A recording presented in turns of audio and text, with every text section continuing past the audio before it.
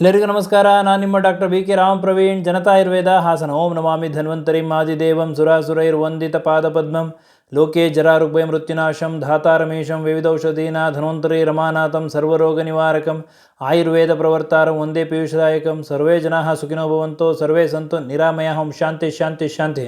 ವೀಕ್ಷಕರೇ, ಸಾಮಾನ್ಯವಾಗಿ ಊಟ ಆದ ನಂತರ ಸ್ವಲ್ಪ ಹೊತ್ತು ವಾಕಿಂಗ್ ಮಾಡಿ ಅಂತ ಹೇಳ್ತಾರೆ. ಏನಕ್ಕೆ ಈ ಥರ ಹೇಳ್ತಾರೆ? ಇದರ ಮಹತ್ವ ಏನು? ಊಟ ಮಾಡಿದ ನಂತರ ವಾಕಿಂಗ್ ಮಾಡೋದರಿಂದ ಏನು ಪ್ರಯೋಜನಗಳಾಗ್ತದೆ? ಎಷ್ಟೊತ್ತು ವಾಕಿಂಗ್ ಮಾಡಬೇಕು? ಈ ಎಲ್ಲ ವಿಷಯವನ್ನು ಇವತ್ತಿನ ಸಂಚಿಕೆಯಲ್ಲಿ ಸವಿವರವಾಗಿ ತಮಗೆ ತಿಳಿಸ್ಕೊಡ್ತೀನಿ.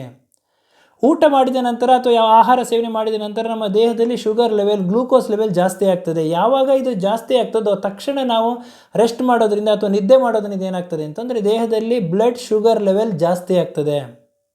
ಹಾಗಾಗಿ ನೀವು ಊಟ ಆದ ನಂತರ ಆಹಾರ ಸೇವನೆ ಮಾಡಿದ ನಂತರ ಸ್ವಲ್ಪ ಹೊತ್ತು ವಾಕಿಂಗ್ ಮಾಡೋದ್ರಿಂದ ದೇಹದಲ್ಲಿರ್ತಕ್ಕಂತಹ ಮಸಲ್ಸ್ಗಳು, ಈ ಒಂದು ಮಾಂಸಖಂಡಗಳು ಗ್ಲೂಕೋಸನ್ನು ತಗೊಂಡು ನಮ್ಮ ಹೆಲ್ತನ್ನು, ಆರೋಗ್ಯವನ್ನು ಕಾಪಾಡಲು ತುಂಬಾ ಸಹಕಾರಿಯಾಗಿದೆ. ಆದ್ದರಿಂದ ಸ್ವಲ್ಪ ಹೊತ್ತು ವಾಕಿಂಗ್ ಮಾಡೋದ್ರಿಂದ ಬ್ಲಡ್ ಶುಗರ್ ಲೆವೆಲ್ ನಾರ್ಮಲ್ ಬರ್ತದೆ.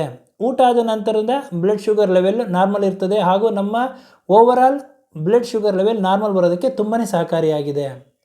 ಇನ್ನು ಜೀರ್ಣಕ್ರಿಯೆ, ಊಟ ಆದ ನಂತರ ಹೊಟ್ಟೆ ತುಂಬ ಊಟ ಮಾಡಿರ್ತೀವಿ. ಊಟ ಮಾಡಿದ ನಂತರ ಕೆಲವೊಬ್ಬರಿಗೆ ಹೆವಿನೆಸ್ ಇರ್ತದೆ, ಹೊಟ್ಟೆ ಭಾರ ಆದಂಗೆ ಆಗಿರ್ತದೆ. ಹಾಗಾಗಿ ಸ್ವಲ್ಪ ವಾಕಿಂಗ್ ಮಾಡೋದ್ರಿಂದ ಹೆವಿನೆಸ್ ಆಫ್ ದಿ ಅಬ್ಡಮನ್, ಏನು ಹೆವಿನೆಸ್ ಇರ್ತದೆ ಅದು ಕಡಿಮೆ ಆಗ್ತದೆ. ಜೀರ್ಣಕ್ರಿಯೆಗೆ ತುಂಬಾ ಸಹಕಾರಿಯಾಗಿದೆ.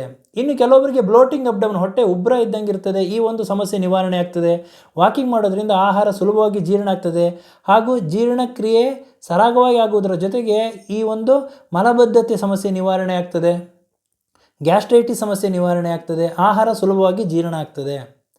ಇನ್ನು ಬ್ಲಡ್ ಪ್ರೆಷರ್, ರಕ್ತದ ಒತ್ತಡ ನಿರ್ವಹಣೆಗೆ ತುಂಬಾ ಸಹಕಾರಿಯಾಗಿದೆ. ಊಟ ಆದ ನಂತರ ಸ್ವಲ್ಪ ಹೊತ್ತು ವಾಕಿಂಗ್ ಮಾಡೋದ್ರಿಂದ BP ನಾರ್ಮಲ್ ಬರ್ತದೆ, ರಕ್ತ ಸಂಚಾರ ಸರಿಯಾಗಿ ಆಗ್ತದೆ, ಬ್ಲಡ್ ಸರ್ಕ್ಯುಲೇಷನ್ ಸರಿಯಾಗಿ ಆಗ್ತದೆ, ಎಲ್ಲ ಅಂಗಾಂಗಗಳಿಗೆ ರಕ್ತ ಸಂಚಾರ ಸರಿಯಾಗಿ ಆಗ್ತದೆ. ಪ್ರಮುಖವಾಗಿ ಕಾರ್ಡಿಯೋವ್ಯಾಸ್ಕ್ಯುಲರ್ ಹೆಲ್ತ್ ಅಂತಂದರೆ ಹೃದಯದ ಒಂದು ಕಾರ್ಯಕ್ಷಮತೆ, ಆರೋಗ್ಯ ಕಾಪಾಡಲು ತುಂಬಾ ಸಹಕಾರಿಯಾಗಿದೆ. ಹೃದಯದ ಒಂದು ಆರೋಗ್ಯವನ್ನು ಕಾಪಾಡ್ತದೆ, ಕೆಟ್ಟ ಕೊಲೆಸ್ಟ್ರಾಲ್ ಶೇಖರಣೆಯಾಗೋದನ್ನು ತಡೆಯುತ್ತದೆ. ಜೊತೆಗೆ ವೆಯ್ಟ್ ಮ್ಯಾನೇಜ್ಮೆಂಟ್, ತೂಕದ ನಿರ್ವಹಣೆಗೆ ತುಂಬಾ ಸಹಕಾರಿಯಾಗಿದೆ. ಊಟ ಆದ ನಂತರ ವಾಕಿಂಗ್ ಮಾಡೋದ್ರಿಂದ ನಿಮ್ಮ ವೆಯ್ಟ್ ಮ್ಯಾನೇಜ್ ಆಗ್ತದೆ.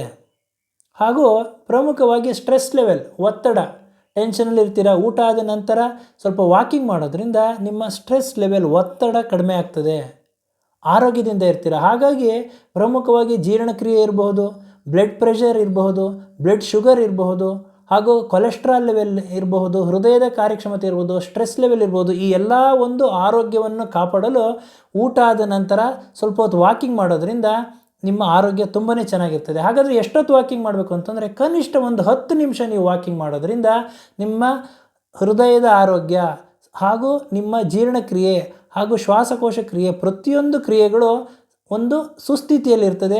ನಿಮ್ಮ ದೇಹದ ಸರ್ವತೋಮುಖ ಆರೋಗ್ಯಕ್ಕೆ ಊಟ ಆದ ನಂತರ ವಾಕಿಂಗ್ ಮಾಡಿ ಆರೋಗ್ಯವನ್ನು ಕಾಪಾಡ್ಕೊಳ್ಳಿ ಅಂತ ಹೇಳ್ತಾ ಇವತ್ತಿನ ಒಂದು ಸಂಚಿಕೆಯನ್ನು ಮುಗಿಸ್ತಾ ಇದ್ದೀನಿ. ನನ್ನ ಈ ವಿಡಿಯೋ ತಮಗೆ ಇಷ್ಟವಾಗಿದ್ದಲ್ಲಿ ಲೈಕ್ ಮಾಡಿ, ಶೇರ್ ಮಾಡಿ ಹಾಗೂ ನನ್ನ ಎಲ್ಲ ಮುಂದಿನ ವಿಡಿಯೋಗಳಿಗಾಗಿ ಸಬ್ಸ್ಕ್ರೈಬ್ ಮಾಡಿ. ಧನ್ಯವಾದಗಳು.